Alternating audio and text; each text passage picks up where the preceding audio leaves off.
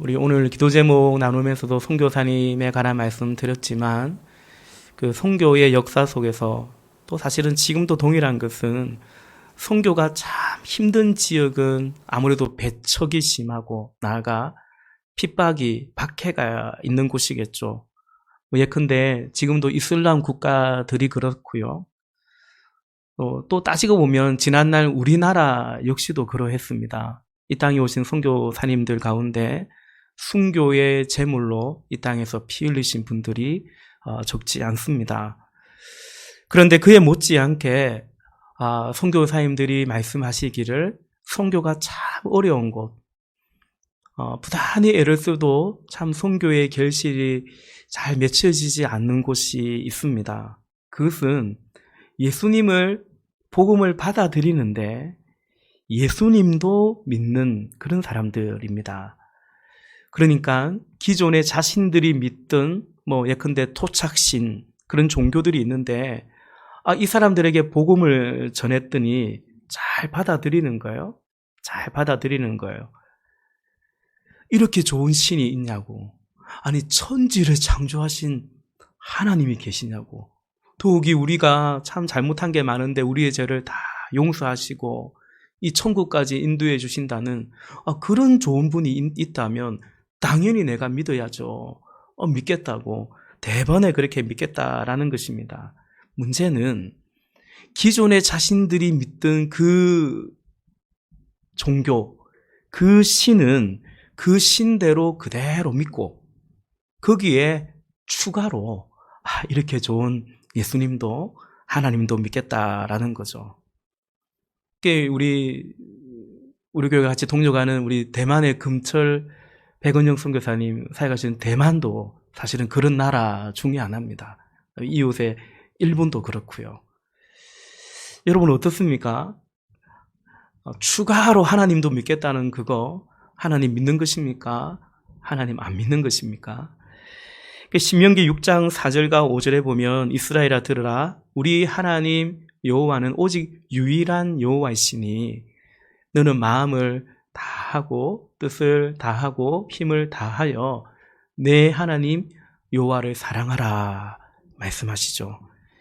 이른바 유일신론입니다. 기독교는 유일신론이죠. 오직 유일한 하나님을 믿는 신앙입니다. 이른바 그 다신론적인 그런 신간이 아닙니다. 그것을 두고 우리는 하나님을 믿는다라고 인정하지 성경은 인정하지 않죠. 오직 유일하신 하나님, 내 하나님 여호와를 사랑하라. 그것도 다 해서 마음도 다 하고 뜻도 다 하고 힘도 다 하고 다 해서 사랑하라 말씀하고 있죠. 여러분 지난 주일에 제가 그런 말씀 드렸지 않습니까? 사랑이라는 것 자체가 지극히 관계적인 용어라고 했죠. 그래서 그러므로 나를 제일 사랑해? 아니 나만 사랑해? 라는 이런 질문, 이런 기대, 이런 요구가 얼마든지 있을 수 있다. 그건 지나친 욕심이 아니고 관계에 따라서는 그런 사랑을 기대하고 요구하는 것은 매우 정당하다. 그런 말씀 드렸습니다. 그래서 어떤 경우에는 너도 사랑하지. 그럼 너도 사랑해. 라는 그것은 사랑이라고 할 수 없다라고 했죠. 예컨대 연인 사이에 또 부부 사이에 다른 이성적 사랑 그걸 용납이 안 되는 거죠. 그래서 너도 사랑해. 그런 관계 안에서 너도 사랑해라고 하는 것은 그건 사랑한다라는 말이 아니고 오히려 그건 모욕이 되는 거죠. 간음이 되는 거 아니겠습니까? 하나님과의 관계도 그렇다라는 것입니다. 그러니까 하나님도 믿는다라는 것은 그거는 하나님께 모욕이 되고 영적인 간음이라고 성경은 말하고 있습니다. 우리가 함께 읽은 오늘 본문 13절에서 예수님도 이 사실을 분명하게 말씀하시죠. 우리 13절 다시 한번 같이 읽어볼까요? 13절입니다. 집 하인이 두 주인을 섬길 수 없나니 혹 이를 미워하고 저를 사랑하거나 혹 이를 중히 여기고 저를 경히 여길 것임이니라. 너희는 하나님과 재물을 겸하여 섬길 수 없느니라. 아멘. 두 주인을 섬길 수 없다 말씀하십니다. 겸하여 섬길 수 없다 하십니다. 그 이유는 그 종이 나는 둘 다 소중한 나의 주인입니다 라고 생각할지 모르나 예수님께서는 결국 한 종에게 두 주인이란 있을 수 없다 말씀하십니다. 13절 말씀을 세 번으로 보면 이렇습니다. 한 종이 두 주인을 섬기지 못한다. 그가 한쪽을 미워하고 다른 쪽을 사랑하거나 한쪽을 떠받들고 다른 쪽을 업신 여길 것이다. 너희는 하나님과 재물을 함께 섬길 수 없다.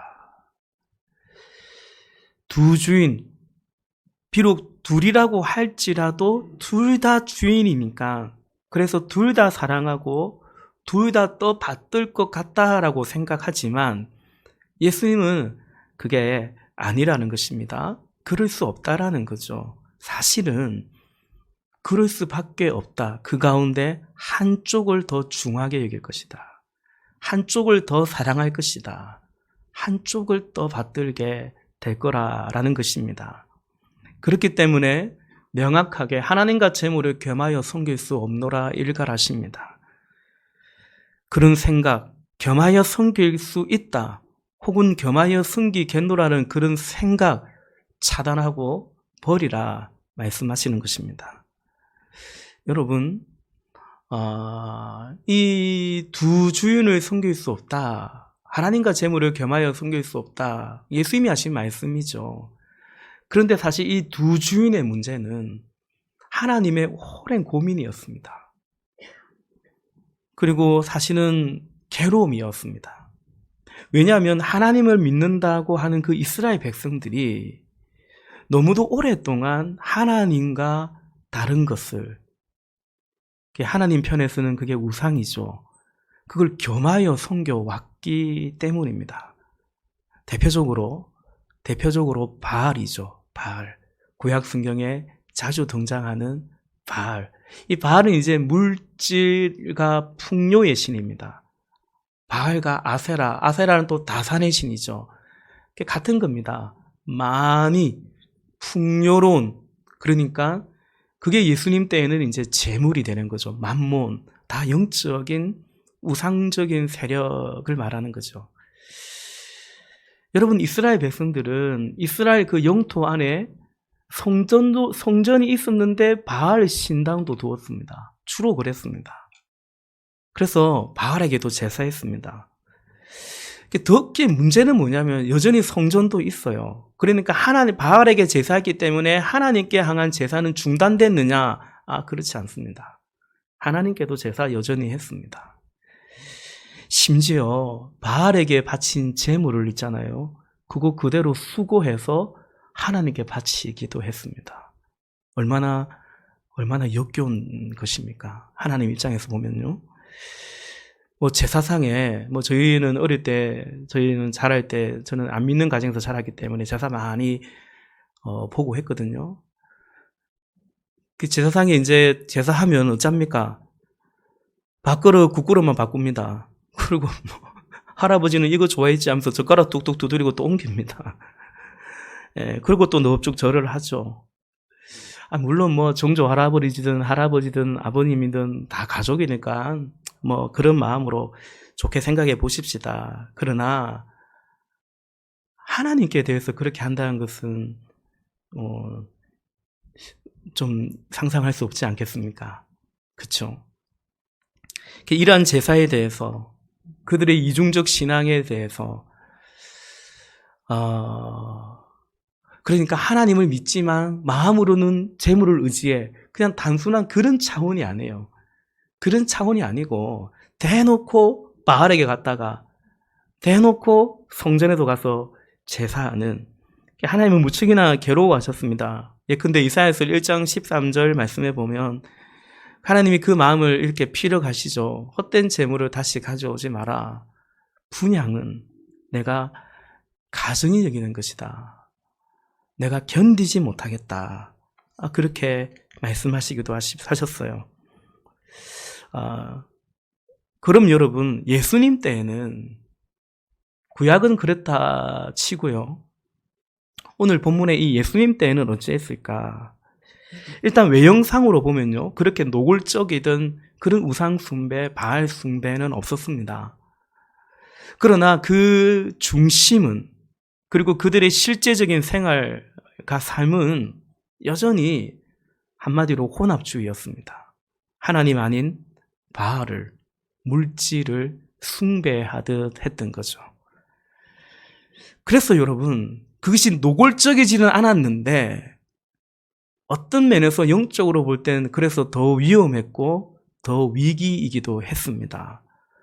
그런 우상 숭배, 바알 숭배 대신에 위선이, 종교적 외식이 이루어졌고, 예루살렘 성전은 하나님께 제사한다라는 명분하에 재물을 파는 자, 돈 바꾸는 자들이 성전을 차지하고 있었던 것이죠. 예수님이 내 아버지의 집은 만민이 기도하는 집이라 하셨는데 강도의 소굴로 만들어 놓았다고 예수님이 얼마나 분노하셨습니까? 이들은 이제 바알 신당에서 바알에게 제사하지는 않을지 모르지만 하나님을 예배하는 그 성전은 실제로는 바알 신당과 같았죠. 바알 숭배. 왜 숭배합니까? 탐욕 때문이죠. 물질적 풍요라는 그 바이러스가 오늘날 코로나 바이러스 가운데 변이가 자꾸 일어나지 않습니까? 마치 코로나 그 델타 변이처럼 당시에 그들이 가장 전파력이 강한 채로 바알 숭배를 대놓고는 안 했지만 그러나 변이된 그 우상 숭배가 계속해서 전염되어 가고 있었습니다. 당시 그러한 유대 종교에서 가장 위에 머문 자들, 지도자들이 그 바리새파 사람들, 오늘 본문에도 나오는 바리새파 사람들, 위선적인 바리새인들이었습니다. 오늘 본문은 예수님 말씀을 듣고 있는 그들이 어떤 사람인지를, 또 예수님 말씀에 어떻게 반응했는지를 아주 직설적으로 증거해주고 있죠. 14절입니다. 14절 같이 읽읍시다. 시작. 바리새인들은 돈을 좋아하는 자들이라. 이 모든 것을 듣고 비웃거늘. 아멘. 하나님 잘 믿는다고 자부하는 자들이 여기 바리새인들이었어요. 그런데 그들은 하나님 아닌 재물을 섬깁니다. 오늘 누가는 복음서는 우리에게 일러줍니다. 그들은 돈을 좋아하는 자였다라는 것입니다. 이들은 예수님께서 하나님과 재물을 겸하여 섬길 수 없다. 그건 두 주인을 섬기는 것이고 그러니 두 주인을 섬길 수 없다 라고 말씀하시는 예수님의 말씀을 듣고서 오늘 이들은 비웃었습니다. 여러분, 예수님 말씀을 들었을 때, 그 복된 말씀을 들었을 때 듣고 깨닫고 그래서 기뻐하고 때로는 애통해하고 회개하는 것이 마땅하죠. 그런데 이들은 지금 예수님 말씀을 듣고 어찌했느냐?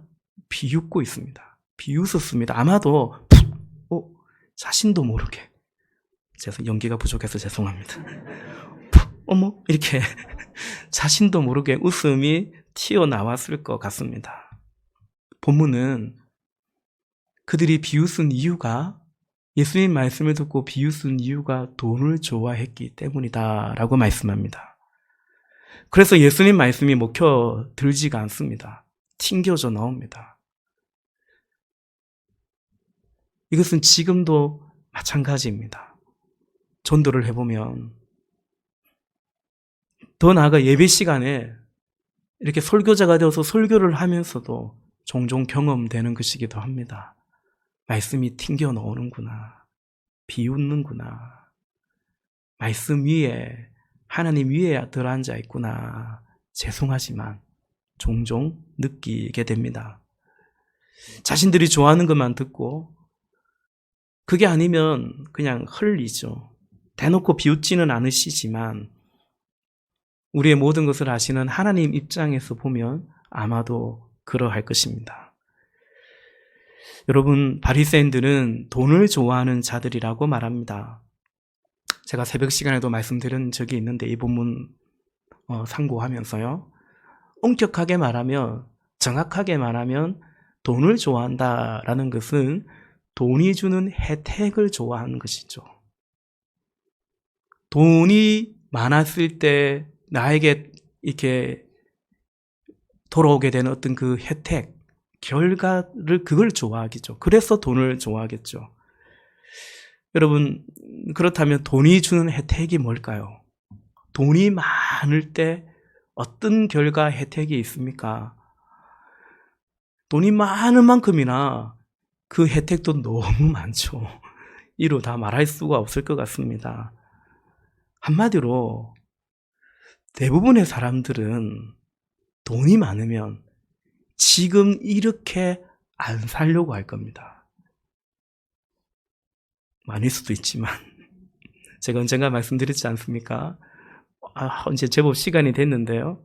어느 세미나를 갔는데, 목사님들 모이는 세미나를 갔는데 강사 목사님이 농담처럼 여러분에게 100억이 있다면, 그 액수 정확하지 않아요. 뭐 그때랑 말이 다르네 이렇게 생각하지 마십시오. 중요한 건 비유니까요. 여러분에게 100억이 있다면 그래도 목회하시겠습니까? 물어봤어요. 보통 그런 질문하면 대답 안 하거든요. 근데 앞에 계셨던 어떤 목사님이 미쳤어요. 아마 자신도 모르게 튀어나간 말 같기도 하고, 그냥 웃자고 하신 말씀 같기도 하고, 미쳤어요. 그렇게. 그래서 한바탕 같이 웃었습니다. 그러니까 지금 그렇게 목회나 하면서 그렇게 살지는 않겠다라는 거죠. 여러분, 돈은 나의 삶을, 우리의 삶을 많이 바꾸어 줍니다. 마치 다시 태어나는 것 같죠. 성경은 거듭남이라 말하는데 그걸 거의 거듭나게 해주지 않습니까? 그래서 돈을 거의 하나님이라고, 가짜 하나님이라고 그렇게 가르쳐 주기도 합니다. 여러분, 그래서 예수님이 두 주인 있을 수 없다 하시면서 예수님도 인정한 하나님 외에 우리의 주인이 될 가능성이 많은, 하나님 외에 우리의 주인의 자리에 오를 법한 것이 바로 뭐냐고 예수님도 인정했냐면 재물입니다. 왜냐하면 거의 전능하기 때문이죠. 그만큼 강렬하고 세다라는 거죠. 이게 바알입니다. 구약의 백성들이 왜 바알을 숭배했겠습니까? 예수님이 왜 두 주인 섬길 수 없다면서 하나님과 재물을 겸하여 섬길 수 없다 말씀하시겠습니까? 영적인 성격에 해당됩니다. 하나님의 자리에 차지하는 것입니다. 여러분, 돈이 주는 혜택은 단순히 물질적인 풍요에서만 그치지 않습니다. 그 이상의 것, 그러니까 더 고상한 차원, 고차원적인 그런 것에서도 우리에게 만족과 어떤 영광을 줍니다. 예를 든다면 사람들에게 존경도 받죠. 그리고 칭송도 받을 수 있습니다. 본문 15절에 보면 그것을 또 확인할 수 있는데요. 우리 15절 같이 또 읽겠습니다. 시작. 예수께서 이르시되 너희는 사람 앞에서 스스로 옳다 하는 자들이나 너희 마음을 하나님께서 아시나니 사람 중에 높임을 받는 그것은 하나님 앞에 미움을 받는 것이니라. 아멘. 아멘. 예수님은 너희들이 사람들 앞에서 스스로, 당신들 스스로 옳다고 또 스스로 그렇게 높임을 받으려고 한다, 그리 말씀하시지만 그건 예수님이시니까 그렇게 간파하시고 알아보시는 거고요. 그냥 사람들이 볼 때는 꼭 그렇지만도 않을 수 있어요. 돈이 많으면 꼭 그게 정의처럼 정의가 되기도 합니다. 또한 옳은 일, 좋은 일도 할 수 있죠.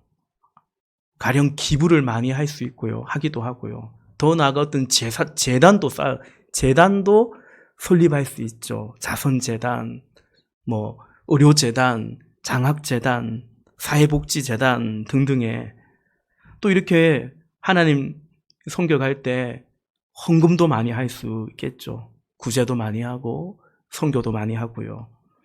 그러면 사람들이 존경하지 않겠습니까? 우러러 볼 테지요. 그 앞에 또 머리를 조아리겠죠. 여러분이 이것까지도, 여기까지도 돈이 많을 때 나타나는 결과이고 보상인 것 같습니다. 물론 자선을 베풀고 구제를 하고 그 잘못 아닙니다. 좋은 것입니다. 그러나 돈을 좋아하고 부하려고 하고 그래서 그 돈이 주는 영광을 물질적 풍요뿐만 아니라 선한 것을 할 수도 있고 그래서 사람들에게 칭송도 받는 돈이 주는 그 어떤 결과와 영광을 쫓아서 살아간다면 오늘 예수님 분명 말씀하십니다. 사람들로부터는 인정받을지 모르나 높임을 받을지 모르나 하나님께는 미움을 받는 것이다 라고 말씀하십니다. 사랑하는 형제자매 여러분, 두 주인을 하나님과 재물을 겸하여 섬길 수 없습니다. 동의하십니까? 아멘이십니까? 신앙생활이란 어찌 보면 이것에 대한 치열한 투쟁이고 몸부림이라고도 할 수 있습니다. 두 주인의 문제는 끝없이 우리의 신앙에 있어서 우리가 싸워야 될 선한 싸움인 것입니다. 그런데 그게 아니라 마치 말씀을 비우는 바리새인들처럼 고마 나는 됐다마 나는 그냥 그래 살란다. 그런 식으로 생각하면 안 됩니다. 그리고 이 두 주인에 대한 선한 싸움을 포기하거나 멈춰서는 안 됩니다. 간혹 나는 마치 초월한 것처럼 에이 나는 뭐 그거 자유해 방심하면 안 됩니다. 물론 저 역시 그렇습니다. 오늘 설교의 제목이 믿음, 소망, 사랑 그리고 나의 주님인데요. 믿음, 소망, 사랑 하면 이제 고린도전서 13장 13절 말씀이 생각나죠. 그런즉 믿음, 소망, 사랑 이 세 가지는 항상 있을 것인데 그 중에 제일은 사랑이라. 이 말씀처럼 여러분 우리는 어떤 관계, 그게 하나님이든 어떤 사람이든 간에 여러분 어떤 관계에 대해서 그 관계의 진정성을, 그 관계의 진실을 믿음, 소망, 사랑으로 사실은 확인할 수 있습니다. 두 주인의 이 오늘 예수님의 질문에서도 마찬가지입니다. 누가 나의 주님일까요? 고백일 뿐만 아니라 실제적으로 누가 나의 주님일까요?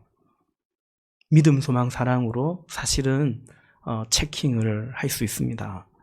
첫째는 믿음입니다. 내가 믿는 분은 하나님인가 아니면 물질인가? 나는 누구를 믿고 사는가? 내가 의지하는 분은 실제로 내가 의지하는 분은 누구인가? 나에게 필요한 분은 하나님인가? 아니면 물질인가? 기도 없이는 살 수 있지만 돈이 없으면 살 수 없다라고 생각하지는 않으신죠? 실제로 기도를 잘 안 하거든요.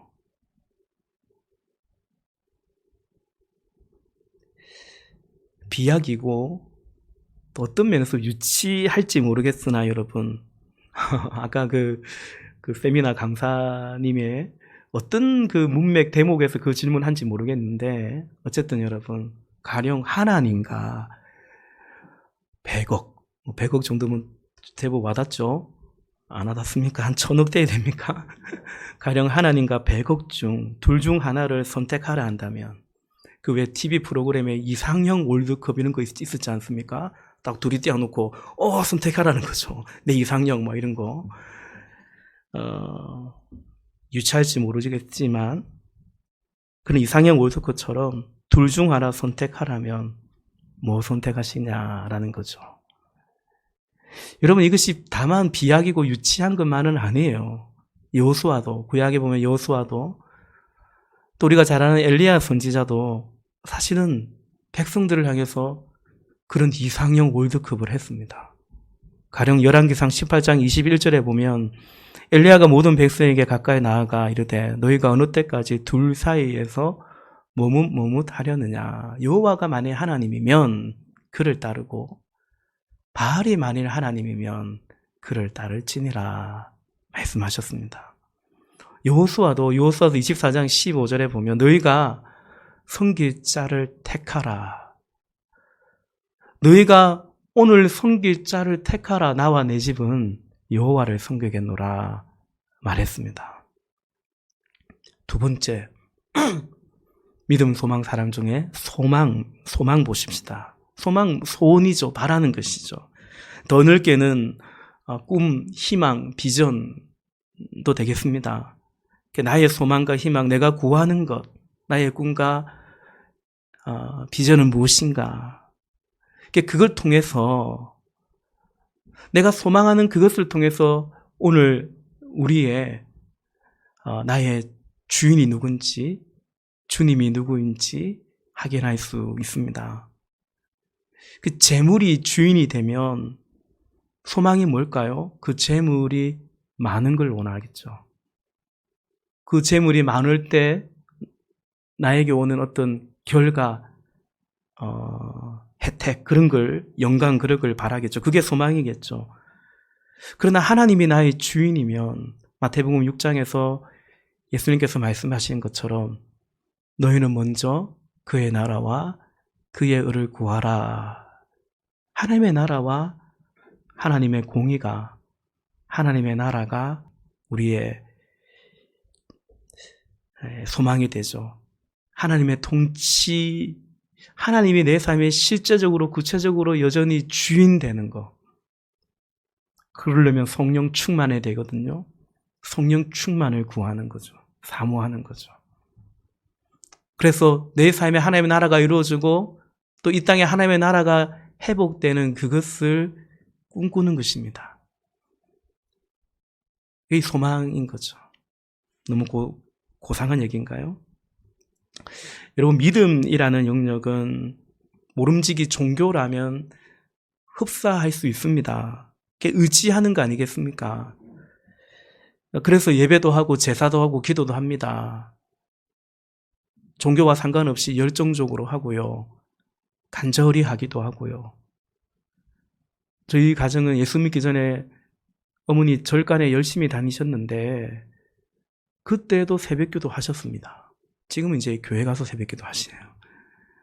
3000배 이런 거 했습니다. 그런 어떤 모양이나 정성으로 무엇이 참 종교다라, 혹은 그래서 기적이 나타난다 안 나타났다 그것만으로, 잘 됐다 안 되더라 그것만으로 참 종교를 분별할 수는 없습니다. 그러나 소망의 영역부터는 참 신앙과 그런 세상 종교는 분별됩니다.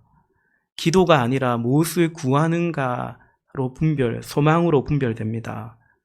가령 바알 신앙으로 하나님을 믿었던 구약의 백성들의 소망은 바알이 주는 그것이었죠.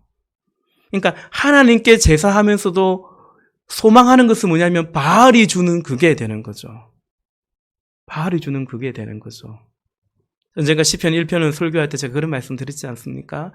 우리는 악인의 깨 따르지 아니하고 죄인의 길 서지 아니고 오만한 자리에 앉지 않아요. 그러나 그 악인의 깨 따르고 죄인의 길에 서고 오만한 자리에 앉으려는 그 사람들이 왜 그럽니까? 악하게 살고 싶어서 그럽니까? 아닙니다. 그리 살 때 돌아오는 무엇인가 있기 때문이죠. 대신에 우리는 여호와의 율법을 즐거워하고 여호와의 말씀을 묵상한다 치십시다. 그런데 바라는 것이 똑같다면요, 그건 모양만 다르고 형태만 다르지 사실은 중심은 전혀 아닐 수 있는 것입니다. 그처럼 하나님과 재물을 겸하여 섬기는 자는 믿음 생활, 기도 생활에서는 잘 구별이 안 갈 수도 있지만 소망이라는 차원에서는 아니라는 거죠. 확연히 다르다라는 것입니다. 하나님의 나라나 하나님의 은하, 그런 거 소망이 아닙니다. 왜냐하면 관심이 없기 때문이죠. 오늘 우리의 소망을 같이 돌아보기를 원합니다. 세 번째, 믿음, 소망, 사랑, 사랑입니다. 나의 주님이 누구인지 사랑을 통해서 결정적으로 확인할 수 있습니다.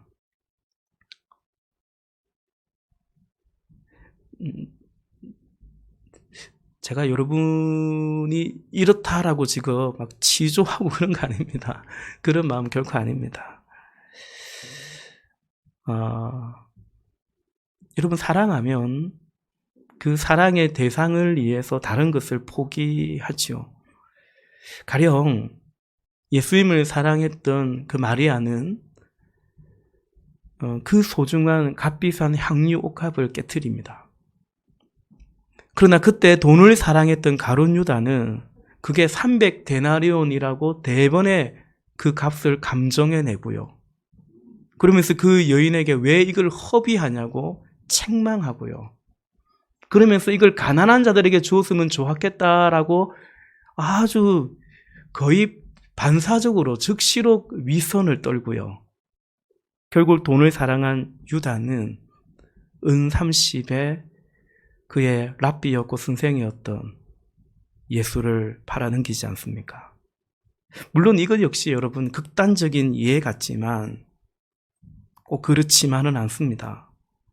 지금도 하나님을 사랑하면 여인의 그 옥합처럼 그 무엇인가를 나의 것을 깨트리며 드리지만 반대로 재물을 좋아하면요 아깝습니다. 인색합니다. 저는 제가 상담도주 하고 1:1 공부도 좀 하다 보니까 종종 헌금에 관한 얘기를 하게 되는데 너무 아깝다고 대놓고 말하는 사람도 종종 만났습니다. 아, 아깝구나. 왜 아까울까요? 그 주님에 대한 사랑이 아직 거기까지 못 가서 그렇죠. 그 인색합니다. 체면치레로 합니다. 그러니까 체면치레로 해요. 안 할 수는 없고 또 내 직분이 이러니까 막 요 정도는 뭐 해야 되지 않겠나 막 그런 식입니다. 그 바울이 고린도 후서에서 인색함이나 억지로 하지 말라고 권면하죠. 그리고 향유 옥합보다 귀하신 예수님에 대한 신앙을 자꾸 깨트립니다. 신앙 양심을 저버리고요. 그래서 하나님의 계명을 자꾸 깨트려버려요. 저버리게 되는 것입니다. 사랑하는 형제자매 여러분, 그처럼 우리의 관계는 사랑을 통해서 확인됩니다. 그리고 그 사랑이라는 것은 무엇을 포기하는지 또 어떤 것을 그래서 드리는지를 통해서 확인됩니다. 사도 바울은 디모데전서 6장 9절과 10절에서 이렇게 권면합니다. 부하려 하는 자들은 시험과 올무와 여러 가지 어리석고 해로운 욕심에 떨어지나니 곧 사람으로 파멸과 멸망에 빠지게 하는 것이라. 돈을 사랑함이 일만하게 뿌리가 되나니 이것을 탐내는 자들은 미혹을 받아 믿음에서 떠나 많은 근심으로서 자기를 찔렀도다. 사랑하는 여러분, 부하려고 하지 마십시오. 시험과 올무에 빠집니다. 더욱이 돈을 사랑해서는 일만하게 뿌리가 된다 말하는데 악으로 기울 수밖에 없습니다. 우리가 누가복음 계속 보았지 않습니까? 성경은 예수님은 재물을 불의한 재물이라고 말하죠. 사람들이 흔히들 말하듯 중립적이지 않습니다. 돈은 중립적이고 어떻게 쓰느냐에 따라서 선하기도 하고 악하기도 하고 맞는 말 같지만 성경은 예수님은 그렇게 말하지 않습니다. 불의한 재물, 재물에 이미 많이 불의가 들어가 있습니다. 그 사람이 사회적인 법을 어겨서라는 꼭 그렇지만은 않지라도 그렇습니다. 이건 제가 다음에 한번 더 얘기하고자 합니다. 돈을 많이 벌어서 좋은 일 많이 하자 그런 말에 속지 마십시오. 그것이 시험이고 올무가 됩니다. 해로운 욕심에 빠지게 됩니다. 하나님과 재물을 겸하여 섬기자는, 하나님과 재물을 겸하여 잘 섬겨보자는 21세기의 버전입니다. 진리가 아닙니다. 11조도 많이 하려고 기도하지 마십시오. 가끔 목사님들 중에 우리 교회 11조 100만 원 한 사람 몇 명 놓고 1000만 원 한 사람 몇 명 놓게 해주세요. 기도하는 분들 종종 보는데요. 두렵지 않나요? 온전한 11조를 드리시기를 기도하시기 바랍니다. 저는 그렇게 기도합니다. 더 나아가 11조 많이 하는 사람이 쉽게 장로가 된다든지 무슨 직분자가 된다든지 그런 교회 되지 않기를 저 딴에나 그리 생각하고 또 그렇게 애써갈 것입니다. 그래서 한국 교회가 바알에게 무릎 꿇은 거죠. 웃기게 된 거죠. 비웃음을 받는 것입니다. 온전한 11조를 드리는 것이 옳은 믿음입니다. 우리 교회는 청년들이 좀 더 많습니다. 지금 그죠? 그중에 11조를 하는 청년들도 들어 많습니다. 학생들도 많고요. 그 몇천 원짜리 1만 원대 이런 11조도 많습니다. 그런데 하나님 보시기에는 그 11조가 온전하다면 주의 계명을 지킨 것이고 옳은 신앙이고 얼마나 기대됩니까? 젊을 때부터 그런 신앙으로 자라간다는 것이요. 저는 여러분이 천국을 알아서 밭에 감추인 보화를 발견해서 여러분의 소유를 팔아서 하나님 나라를 살아갈 수 있기를 기도합니다. 나의 모든 소유보다 귀한 천국을 주님을 만나실 수 있기를 바랍니다. 여러분, 두 주인의 문제는 하나님에게는 오랜 고민이었고 모욕감이었죠. 근데 그건 단지 하나님과의 관계로 국한되지 않습니다, 여러분. 두 주인을 섬기면, 다시 말해 하나님 아닌 다른 것이 주인이면 그 신앙 그대로 다른 사람과의 관계로 확장되죠. 부부와의 관계, 자녀와의 관계, 이웃과의 관계, 교회 생활로 그대로 확장됩니다. 다시 말해서 구체적으로 우리의 삶이 되는 겁니다, 그게. 어떤 가게가 있는데 장사가 잘 돼요. 그 집이 아주 솜씨가 좋고 맛이 좋고. 근데 그 주인장이 너무 불친절한 거예요. 혹은 아주 환자를 잘 보는 병원이 있어요. 그러니 이제 병원을 찾는데 많은 사람들이. 근데 그 의사쌤이 혹은 직원이 너무 불친절한 거예요. 근데 벽에 봤더니 성구가 걸려 있는 거예요. 어느 교회라고 이름까지 적혀 있는 거예요. 보배로운 예수교회. 여러분, 종종 우리가 그런 경험이 있지 않습니까? 세상적으로 보면 그럴 수 있어요. 장사가 잘 되니, 환자가 많으니, 굳이 당신 안 와도 되니까 주인장 마음대로고 좀 불친절하고, 세상으로 볼 때는 싫으면 안 가면 되는 거니까. 근데 여러분, 그리스도인은, 예수님이 우리 주인인 사람은 주님 때문에 주의 계명을 따라서 우리는 이웃에게 친절해야 되는 거죠. 그렇지 않습니까? 그러니까 이게 두 주인의 문제, 이 주인의 문제가 우리 삶에 이렇게 구체적으로 연결되는 것입니다. 확장되는 것입니다. 하나님과의 관계만이 아닙니다. 그런 점에서 여러분, 오늘 우리의 삶의 다른 관계들도 돌아보실 때 왜 그런가? 하나님과의 관계에 문제가 있어서 그런 건 아닌가? 내가 두 주인을 섬기듯 신앙생활을 하고 있어서 그런 건 아닌가? 나의 믿음, 소망, 사랑의 주인의 문제의 차원이 아닌가? 한번 돌아볼 수 있기를 바라요. 거기로부터 우리의 삶은 회복되고 관계는 풀어지고 사실은 그렇습니다. 말씀을 맺겠습니다. 사랑하는 여러분, 두 주인을 섬기지 마십시다. 엘리야의 그리고 여호수아의 고백처럼 오직 나와 내 집은 여호와를 섬기겠노라. 그렇게 기도할 수 있기를 바랍니다. 다음 주일이 맥주 감사할 주일입니다. 우리 같이 기도하고 싶습니다. 우리의 모습을 성찰했으면 좋겠습니다. 그 안에서 나의 주님이 선명해질 수 있기를, 그 은혜가 넘치기를 바랍니다.